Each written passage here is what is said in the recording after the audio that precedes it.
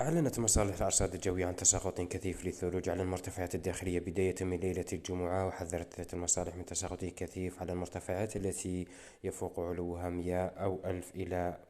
1100 متر، حيث يتراوح سمك الثلوج بين 5 إلى 10 سنتيمتر بداية من الساعة 3 من صبيحة يوم غد السبت، لتستمر إلى غاية 6 من مساء السبت على ولاية تلمسان، سيدي بلعباس، عيد الجرف، الأغواط، البيض، وولاية سمسيلت. وفي نشرية خاصة ثانية، حذرت من تساقط كثيف للثلوج على المرتفعات التي يتعدى علوها 1000 متر، حيث سيكون سمك الثلوج بين 5 إلى 10 سنتيمتر، وسيخص تساقط الثلوج ولاية زيوز، البويرة، البرج، صديف، بجاية، جيجل، ميلا، قسنطينة، أم لبواقي، سوق، هراس، بيت، نخنشلة، وولايات بسا.